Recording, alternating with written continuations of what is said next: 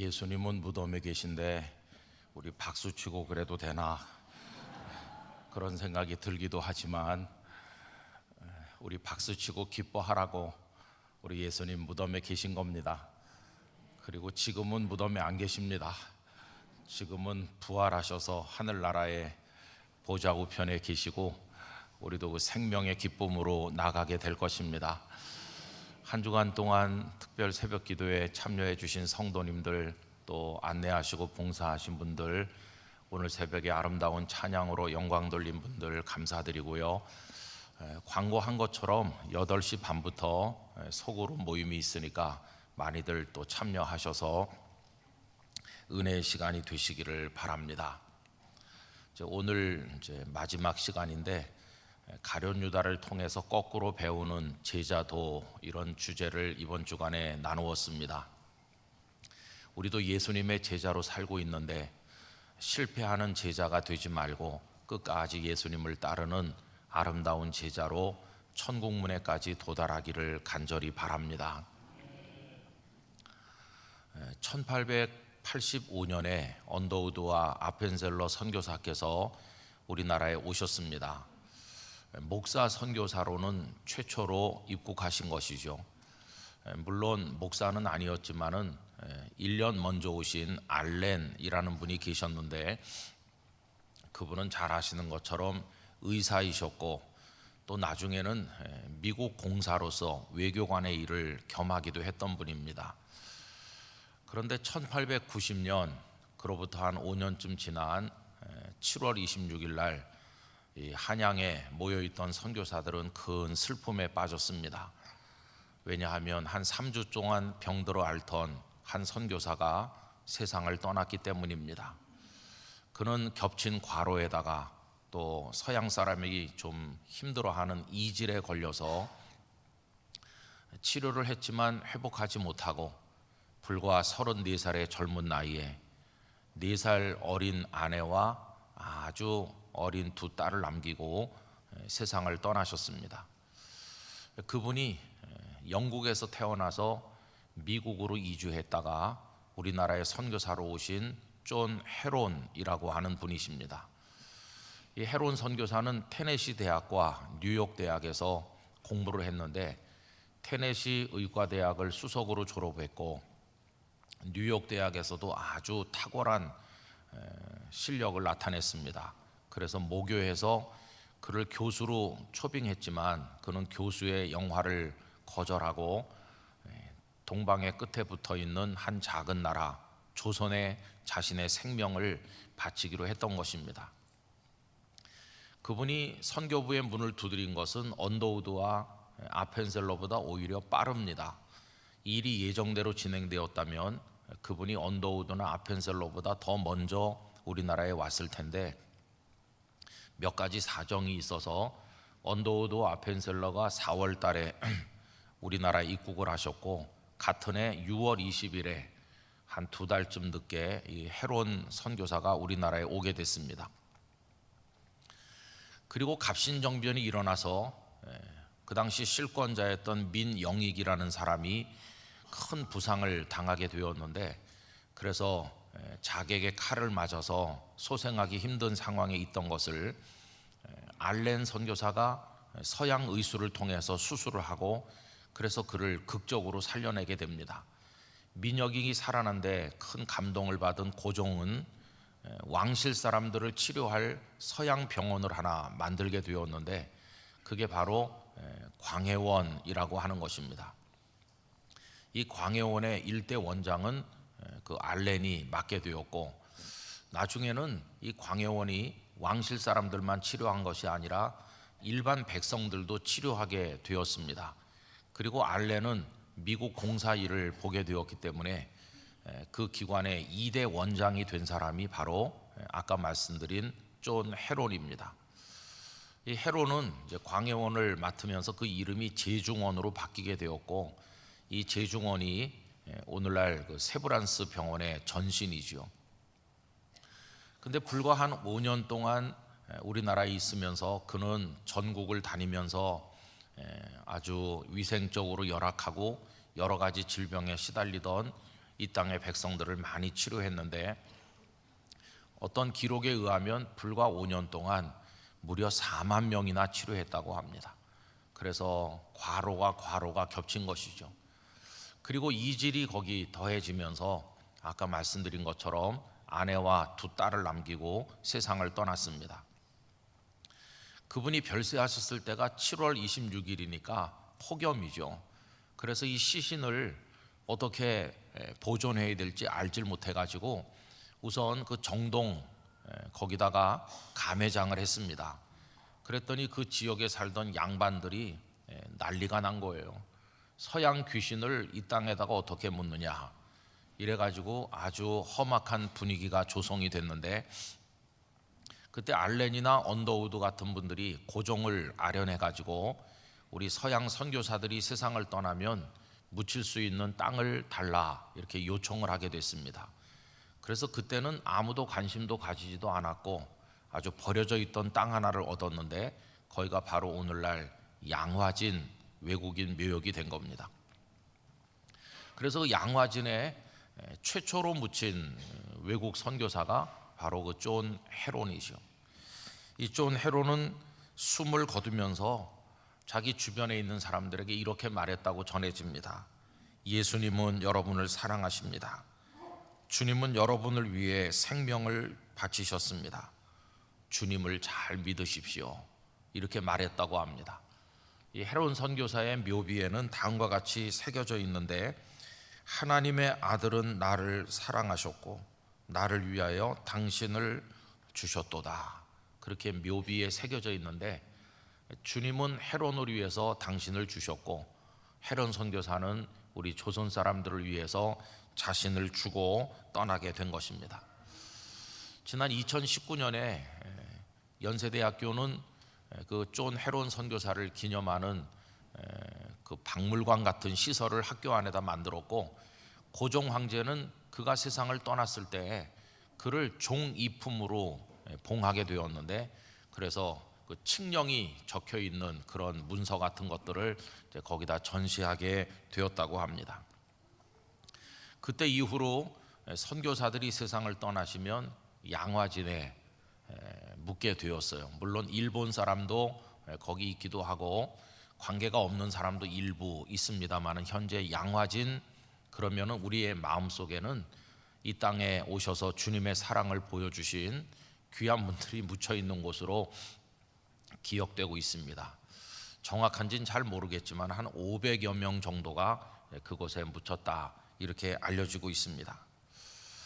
자, 그런데 여러분, 오늘 읽은 성경 본문에도 그 비슷한 무덤 이야기가 나오고 있습니다.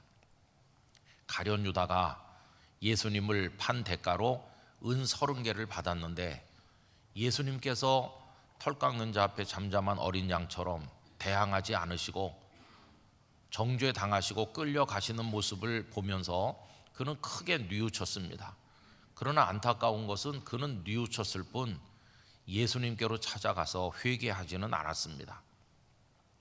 그리고는 찾아가봤자 소용이 없는 대제사장들과 장로들, 자신과 야합해서 은 30개를 매개로 해서 예수님을 넘겨주고 넘겨받기로 했던 그 사람들을 찾아가서 어떻게 해결해 보려고 했지만, 그들은 그를 사람으로 취급하지 않았습니다. 스승을 팔아먹은 더러운 인간 정도로 그를 경멸했을 겁니다. 네가 당하라, 오늘 본문에 보면. 그래서 그는 은 30을 성소에다 던져놓고 목을 매서 자살했는데, 이제 이 은 30을 어떻게 처리해야 될 것인가 하는 게 문제가 되었습니다. 대제사장들끼리 모여서 이 은 30개를 어떻게 해야 되느냐, 이 성전에 헌금으로 바친 것처럼 우리가 재정에다 포함시켜도 되겠느냐. 그때 그 제사장들은 생각하기를 이거는 스승을 팔아먹은 대가로 건네주었던 부정한 돈이다. 그리고 그 사람이 가서 이제 목을 매서 자살을 한, 주검이 거기 연결되어 있는, 스승을 죽이고 자기가 죽는 이런 죽음이 연관된 부정한 돈이다. 그런 이런 부정한 돈을 어떻게 성전에다가 넣을 수 있겠느냐. 그래서 그들은 이 돈을 성전 헌금 그 재정에다 포함시키질 아니하고 밭을 사서 예루살렘에 왔다가 죽는 그런 사람들의 무덤을 만들었다. 나그네의 무덤을 만들게 되었다고 오늘 본문에 나와 있습니다.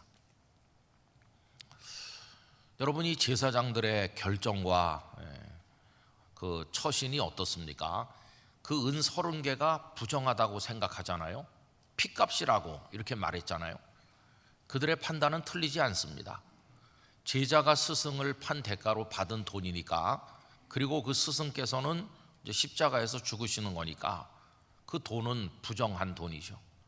거기다가 그 돈을 받은 그 당사자도 목을 매서 죽는 거니까 이런 돈을 어떻게 거룩한 재정에다 포함시킬 수 있나? 그들의 판단은 아주 적절하다고 할 수 있습니다. 이 대제사장들은 무엇이 거룩하고 무엇이 부정한지를 아주 잘 알고 있는 사람들이죠. 또 그럴 만도 한 것이 그들은 이스라엘 최고의 종교 지도자 아닙니까? 구약 성경의 레위기 말씀을 보면 정결한 것과 부정한 것에 관한 말씀이 얼마나 많은지요. 그 제사장으로 섬기려면 이 정결한 것과 부정한 것 사이에 판단을 잘 할 수 있어야 되는 것이고, 제사장에게 요구되었던 첫 번째가 거룩할 것, 그게 하나님께서 아론과 그의 아들들에게 요구하신 겁니다. 그러니까 이 제사장들도 잘 알고 있기 때문에 이 돈은 부정한 돈이다, 핏값이다, 아주 적절한 판단을 한 거죠. 그런데 문제는 뭐냐 하면, 판단은 적절하게 할 수 있는 그런 지식과 지각을 가지고 있는데, 문제는 그들 자신이 더럽기가 짝이 없다는 겁니다.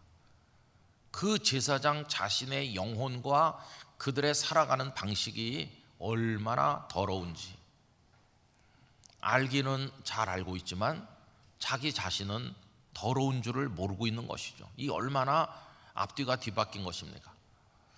그래서 그들은 가장 정결해야 할 자임에도 불구하고 하나님 앞에 가장 더러운 자로, 종교 지도자로 행세하고 있었다는 것을 알게 됩니다. 참 두려운 얘기죠. 오늘날 교회는 어떤가 생각해보게 만드는 일이 아닐 수 없습니다. 가장 거룩해야 될 성도들이 무엇이 거룩하고 무엇이 거룩하지 않은지를 너무도 잘 알고 있는 성도들이 그 영혼과 삶은 부정하다면 여기 이 대제사장들과 다를 바가 하나도 없는 거죠. 모르는 사람들은 우리 제사장님들이 참 훌륭하셔서 나그네들의 밭을, 묘지를 만들었다고 하니까 얼마나 현명한 판단을 하셨나, 이렇게 박수를 보냈을지도 몰라요. 그러나 여러분, 그들 자신은 부정하기가 한이 없었다는 게 그게 문제입니다. 자, 이래서 가룟 유다는 예수님을 팔았고 그 대가로 돈을 받았고 그 양심에 찔려서 돈을 도로 갖다 주었고, 그 돈은 더러운 돈으로 낙인이 찍혀서 성전에 들어가지 못하고 결국 밭을 사서 나그네 행여자들의 무덤이 된 것입니다. 그럼 여러분, 무덤이 뭡니까? 무덤은 썩은 시체들을 담는 그릇입니다. 무덤은 죽음, 바로 그것이죠. 대제사장들, 장로들, 존경받는 사람들과 예수님의 제자 한 명이 협업을 해가지고, 협력을 해가지고 물밑에서 뭔가를 열심히 꾸며가지고 만들어낸 결론, 그래서 그들이 만든 열매, 그게 무덤이었어요. 인간이 애써서 만든 결과는 무덤, 거기 죽음, 그것뿐이죠. 인간이 만들어내는 것은 죽음밖에 없다 하는 것을 알게 됩니다. 참 요즘에는 뉴스를 보는 것이 안타깝죠. 여러분, 푸틴 같은 사람들은 얼마나 많은 죽음을 만들어내고 있습니까? 뭐 말할 수 없는 죽음이 만들어져서 그 불쌍한 시신들이 들판에 널리고 있습니다. 그런데 그 과정에 많은 첨단 과학이 동원됐고 머리가 좋고 똑똑한 과학자들이 밤을 새서 연구한 결과가 사람을 죽이는 수단으로 전락하고 있는 것이죠. 뭐 푸틴만 그런 게 아니고 거기 맞서는 우크라이나도 마찬가지고, 우리도 지금 뭐 북한과 우리 사이에 다 마찬가지죠. 그걸 위해서 권력자들, 또 장관들 뭐 해당되는 군 수뇌부들은 어느 나라든 다 머리를 맞대고 연구하고 또 군사들을 훈련시키고 애를 쓰고 밤잠을 못 자고 노력하고 그럴 겁니다. 그런데 인간들이 노력한 결과가 가져오는 결론은 뭐냐 하면 몇 자리나 만들고 거기 들어갈 사람이나 만들어내는 거죠. 죽음. 인류의 문명은 죽음만을 만들어내고 있어요.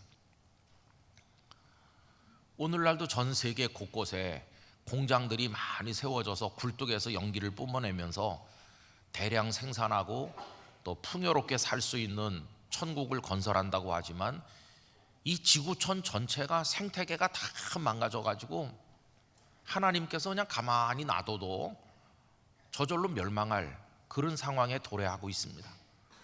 거기다가 인간성은 다 파괴됐죠.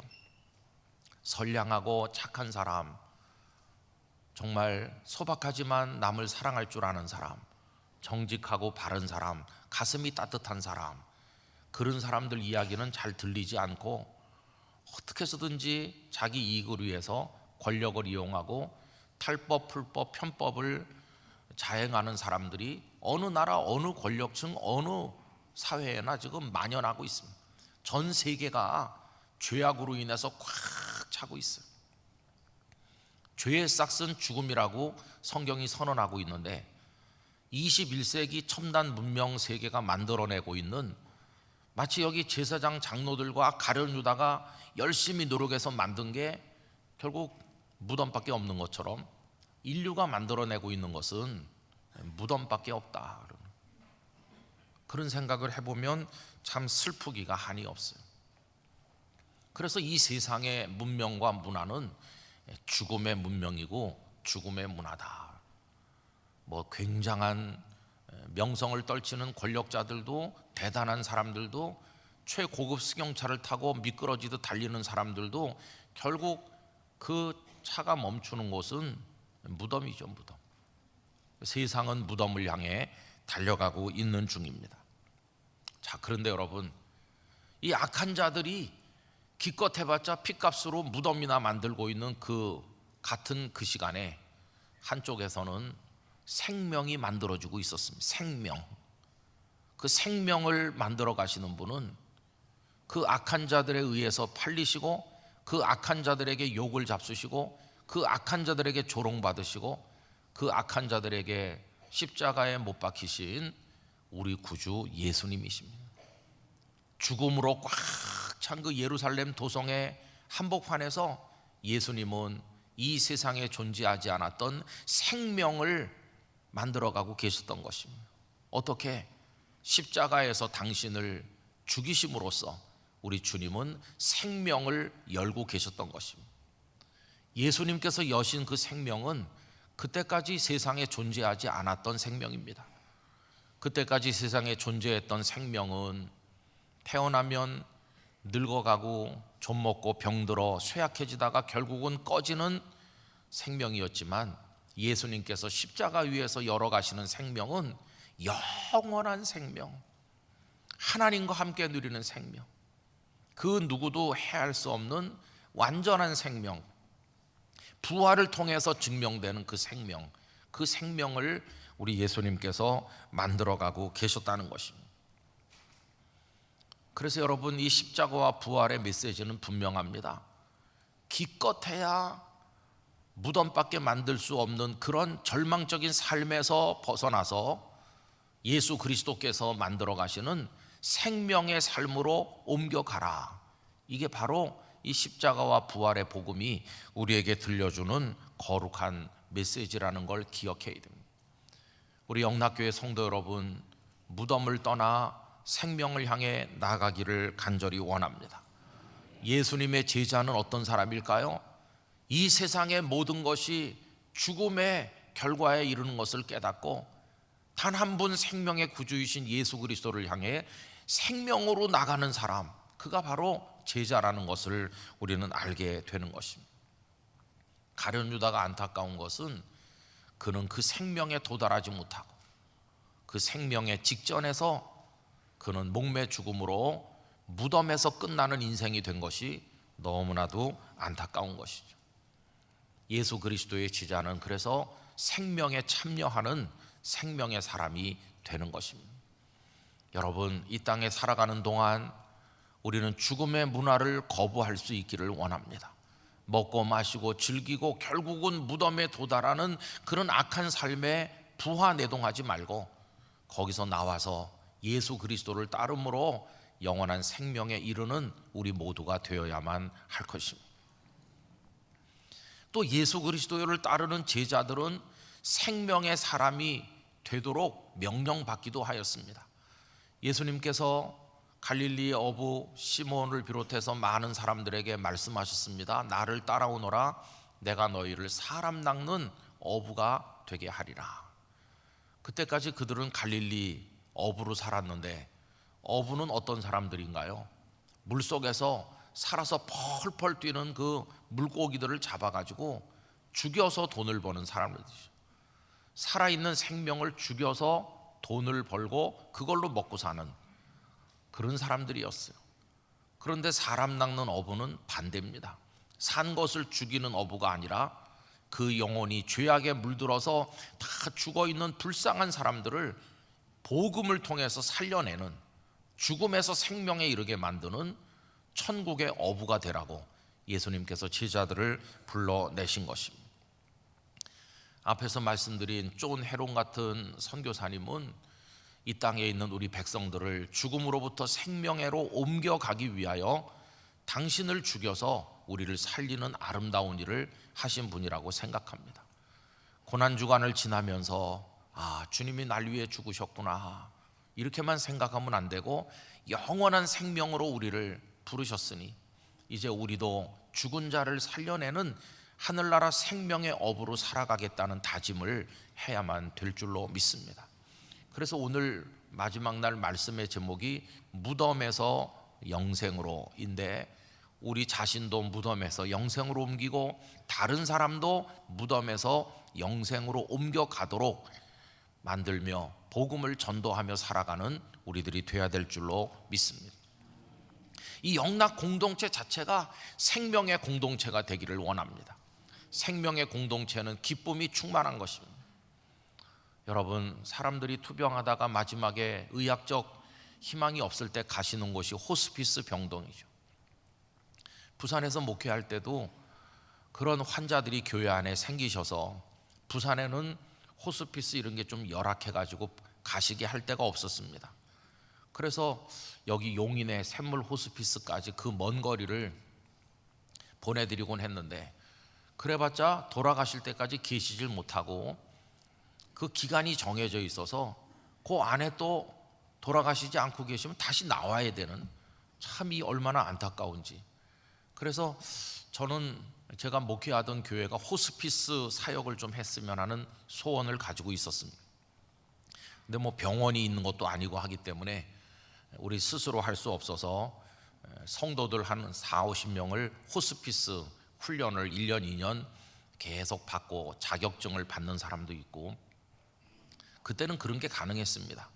그래서 부산의 대학병원들과 협력을 해서 대학병원들이 호스피스 병동을 설치하면 거기서 섬기고 관리하는 일을 우리 교회에다 맡기면 교회 성도들이 평일날 가셔서 이렇게 그 환자들에게 복음을 전도하고 했던 적이 있습니다. 불교 재단에서 세운 모 병원에 우리가 호스피스 사역을 들어가니까 그 재단에서 난리가 나가지고 어떻게 교회에다가 맡기느냐, 그래가지고 스들께서 오셨어요. 오셨는데 그분들은 호스피스 훈련을 받은 분이 없어가지고 할 수 없이 우리 보고 해라, 그 대신 기도는 하지 말고 해라 뭐 그런 해프닝도 있었습니다. 근데 여러분, 호스피스에 가보면요 어떻습니까? 꼭 뭐 호스피스 병동 아니더라도 그냥 어르신들이 계시는 요양병원에 가보면 그 분위기가 착 가라앉아 있어요. 손으로 만질 수 없지만 죽음이란 이름의 짙은 안개 같은 게 병실마다 꽉 채우고 있어서 얼마나 참 안타까운지. 저는 지금도 한 여집사님, 젊은 여집사님이 백혈병이 되셔서 그 혼자 계시는 방에 그리고 굉장히 온도를 낮게 했더라고요. 어렵게 들어가서 마지막 면회를 했던 생각이 지금도 납니다. 원래 들여보지 않는데 부산서 왔다고 하니까 여기 서울에 있는 어느 유명한 큰 병원에 그래서 소독을 하고 옷을 껴입고 그래가지고 들어가서 가까이 가지도 못하고 이렇게 좀 떨어진 채로 그 집사님의 마지막 모습을 보고 눈물로 기도를 했는데 소생하지 못하시고 하늘나라로 가셨어요. 죽음의 냄새, 죽음의 색깔, 그런 게 확 차 있는 거죠. 그런데 여러분, 호스피스 병동이라 할지라도 기쁨의 웃음소리가 나오는 데가 있어요. 그 부산에서 사역을 할 때 어떤 병원의 옥상층이 이제 그 호스피스 병동이었는데 병실 하나에 환자 한 분씩 계셨죠. 가끔씩 그곳에 갈 일이 있어서 가면은 깔깔대고 웃는 병실이 있어요. 아니, 호스피스 병동에서 누가 저렇게 방정맞게 웃나, 이런 생각이 들죠. 여러분, 깔깔대고 웃는 사람 누굴까요? 거기 모여있는 몇 사람 누굴까요? 예수님의 사람들이에요. 언니 곧 갈 건데 나보다 더 예쁜 것 같아. 그러면 누워있는 그 권사님이 뭔 소리 하는 거야? 나 시집 다시 갈까? 그러면서 깔깔대고 웃는 거예요. 간호사들이 저 사람들 왜 저러지? 이렇게. 여러분, 그렇게 농담 아닌 농담을 하면서 일어나 앉아 찬송을 부르고 기도할 때 거룩한 눈물이 흐르는데 그 눈물은 슬픔의 눈물이 아니라 천국을 주신 하나님을 바라보는 기쁨의 눈물이에요.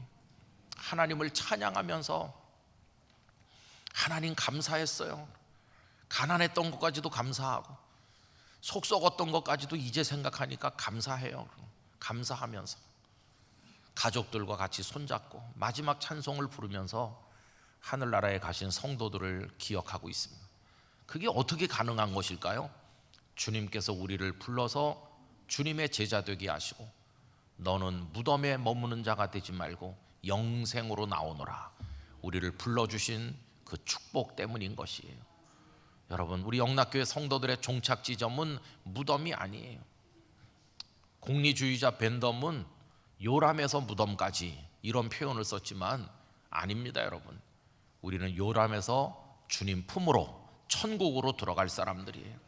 이 세상은 죽음의 권세가 가득하지만 우리는 예수 그리스도의 고난으로 말미암아 영생을 얻은 사람인 것입니다. 이 영생의 기쁨이 우리 성도들에게 충만하시기를 기원합니다. 그리고 영생의 기쁨을 사랑하는 이들에게 전달해 주시길 바랍니다. 이게 사람 낚는 어부의 사명을 주신 것이니까 그렇게 하시기를 바랍니다. 아까 호스피스 얘기를 했는데 그 일을 하는데 가장 앞장섰던 장로님이 한 분 계셔요. 그 장로님이 먼저 훈련을 받으시고 성도들을 같이 다니면서 얼마나 최선을 다하셨는지. 그런데 그 장로님께서 70도 되시기 전에 암이 되셨어요. 그래가지고 이제 당신이 그렇게 많이 드나들던 그 병원에서 수술을 받게 되셨는데, 목사님 기도해 주세요. 제 암이 많이 다 퍼졌대요. 그래서 장로님을 위해 기도하고, 그 장로님도 그 호스피스 거기서 하늘나라로 가시는데, 그 장로님은 하도 그런 일을 많이 하셔서 그런지 마지막에 당신의 시신도 벌써 전부터 다 기증했었고, 그리고 모든 준비를 다 해놓으셨고, 그 장로님은 가시는 마지막 모습을 통해서까지도 교회 공동체에 큰 감동을 주셨습니다. 여러분, 우리들은 영원한 생명을 누릴 사람이고 이미 그 생명이 주는 기쁨을 오늘 여기서 맛보며 살아가는 성도가 되었어요. 하나님 앞에 감사하고 또 감사하고 찬송하고 또 찬송하시기를 바랍니다. 내일은 그걸 축하하면서 함께 그 기쁨으로 하나님을 찬송하는 부활주일입니다. 내일은 다 같이 어린 아이들까지 데리고 하나님의 집에 모여서 무덤을 찾아가던 막달라 마리아는 슬픔으로 갔지만 기쁨으로 주님을 만났는데 우리는 이미 알고 있잖아요. 그러니까 다 기쁨으로 나와서 하나님을 찬송하는 복된 부활주일 될 수 있기를 간절히 원합니다. 이 생명의 거룩한 에너지가 우리 성도들의 영혼 속에 밀려드는 걱정과 근심, 우울함과 모든 염려 다 몰아내게 해주시기를 원합니다. 힘내서 하나님을 송축하며 하나님의 능력 가운데 승리하시기를 주님의 이름으로 축복합니다. 기도하겠습니다. 아버지 하나님, 우리 주님의 십자가와 부활을 생각하며 고난주간에 이어 내일은 부활주일을 맞이합니다. 저희들을 주님의 제자로 부르셨는데 가룟 유다라는 한 실패자를 통하여 어떤 제자가 되어야 될 것인지를 반면교사처럼 묵상하고 생각하였습니다. 오 주님, 저희 모두가 생명의 사람이 되게 하시고 생명의 복음을 전달하는 자가 되게 하시고 생명이 주는 기쁨 가운데 승리하며 영생을 향해 나가도록 은혜 내려 주옵소서. 영락교회가 생명 공동체, 기쁨 공동체, 복음 전도의 공동체가 되게 하시고 하나님의 영광을 찬양하는 공동체가 되도록 복 내려 주옵소서.